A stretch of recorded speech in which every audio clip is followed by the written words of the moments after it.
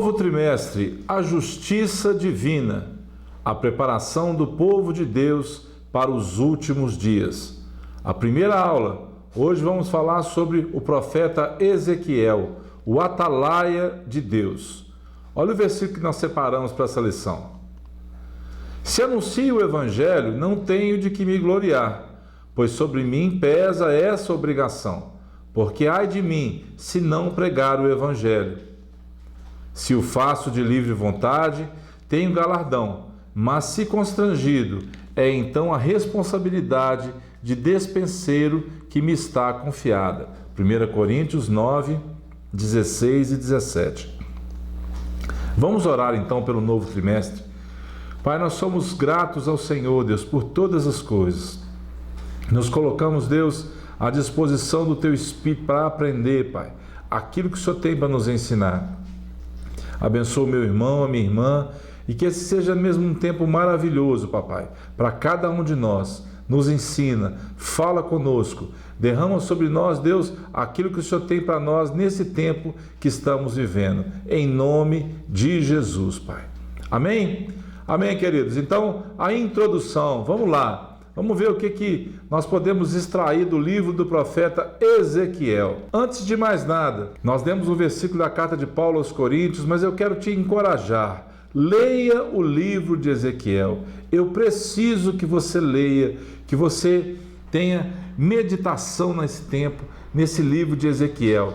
Nós vamos poder desfrutar disso durante 13 lições, durante 3 meses falando, mas é muito importante que você leia, que venha para você a revelação nos últimos dias do livro de Ezequiel, que tanto se assemelha ao livro de Apocalipse, pelas visões, pelo tipo de linguagem, pelas revelações de Deus, pelo cuidado de Deus com o seu povo. Então eu preciso que você leia junto comigo. Faça um propósito, divida o livro de Ezequiel. Nós vamos falar sobre isso durante as lições, como é que você pode dividir, como é que você pode estudar. Marque na sua Bíblia, tenha suas dúvidas, manda para mim no meu WhatsApp ou no canal do YouTube, escreve lá a sua dúvida, nós vamos tentar te ajudar nisso também, mas leia, interesse por isso para que você possa caminhar junto com a gente, para a gente poder aprender mais sobre esse livro. Amém? Que o Senhor te abençoe nesse tempo, viu? Vamos lá então. Além de guardar e cuidar, a missão do atalaia é anunciar tanto o julgamento divino quanto as boas novas. Olha alguns versículos do livro de Ezequiel, lá no Principinho. Filho do homem, eu te dei por atalaia sobre a casa de Israel. Da minha boca ouvirás a palavra e os avisarás da minha parte. Como assim? Ezequiel estava pronto para desenvolver o seu ministério e agora Deus o chama para algo totalmente diferente do que talvez ele imaginasse no coração dele.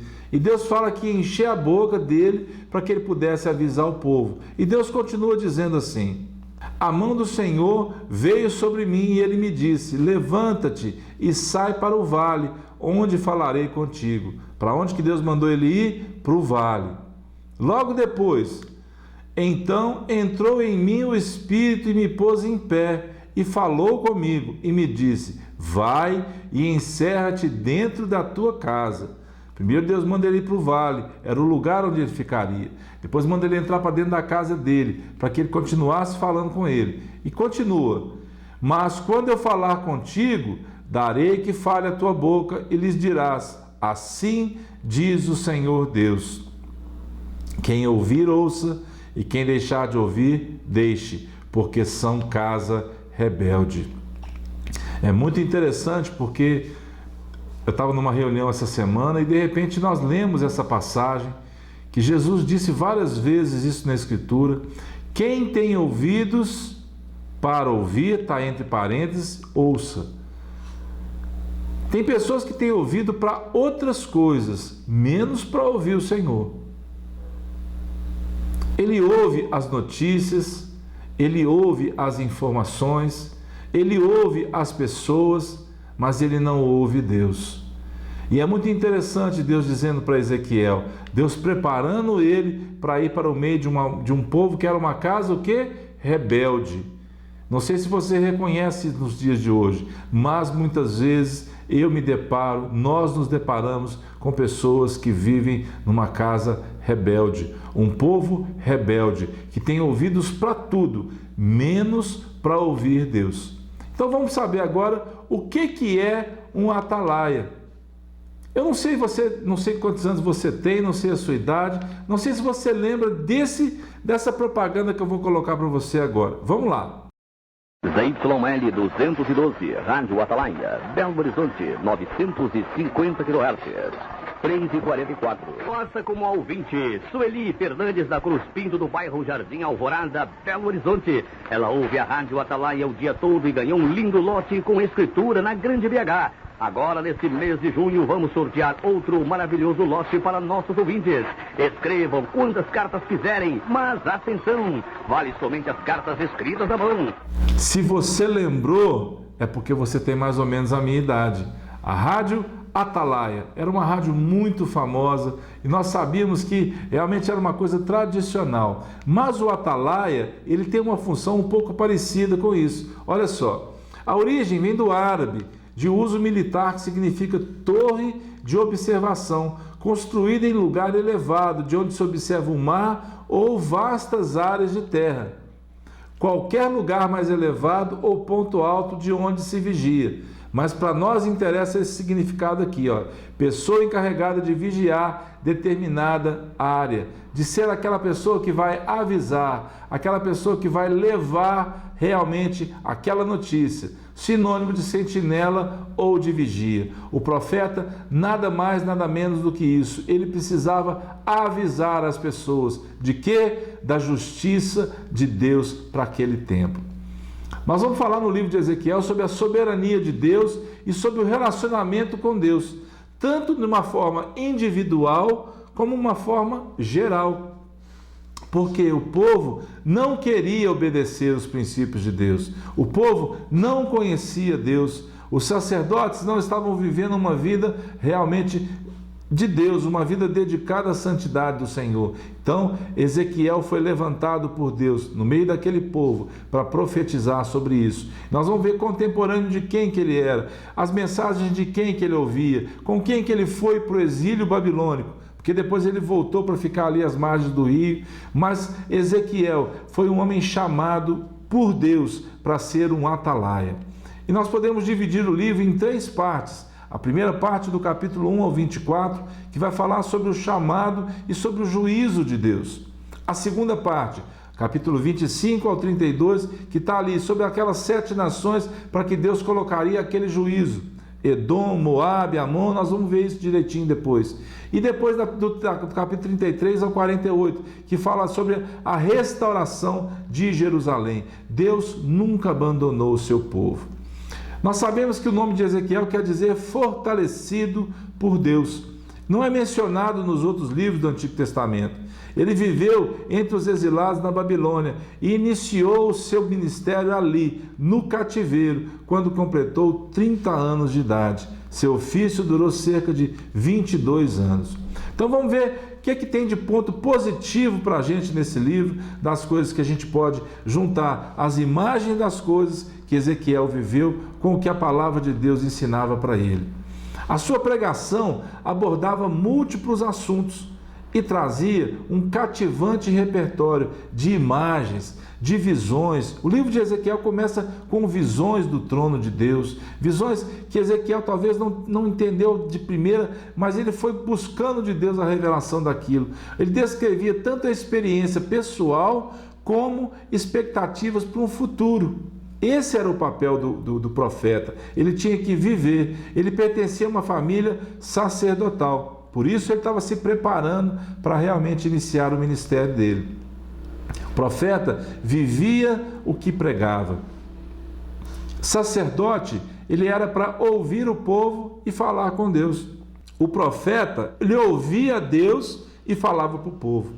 E Ezequiel começa a desempenhar essas 2 funções. A esposa do profeta, chamada de delícia dos seus olhos, lá no capítulo 24 vai falar sobre ela. Deus fala para Ezequiel que levaria a delícia dos seus olhos, mas para Ezequiel não chorar. eram da linhagem de Arão, aqueles sacerdotes. Normalmente eles eram consagrados aos 25 anos e começavam a exercer o sacerdócio aos 30 anos.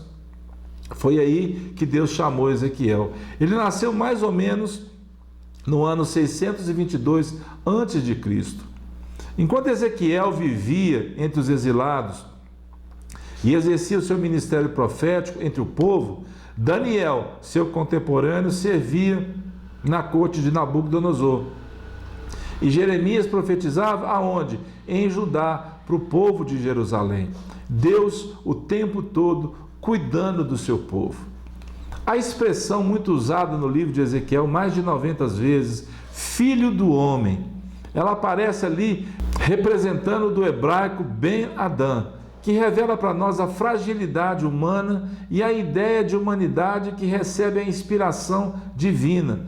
Ele era filho de um sacerdote chamado Buzi, que quer dizer, o nome do pai dele dizia desprezado por Javé, ou simplesmente desprezo.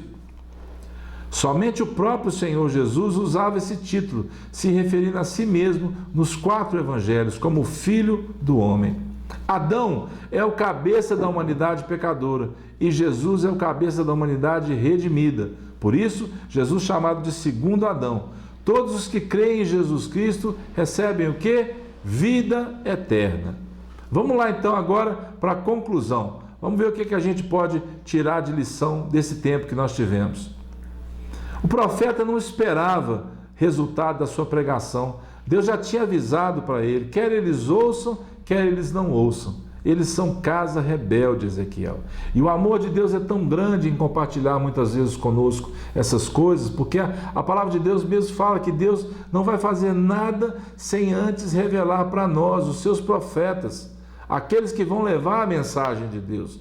O propósito dele era cumprir um chamado, não uma glorificação ministerial, como vemos nos nossos dias. Ou seja, quando ele estava pronto para ser o ministério dele começar, o ministério sacerdotal, Deus chama ele. Para quê? Para viver ali com aquele povo que estava sendo exilado, tirado da sua terra, para realmente servir na Babilônia.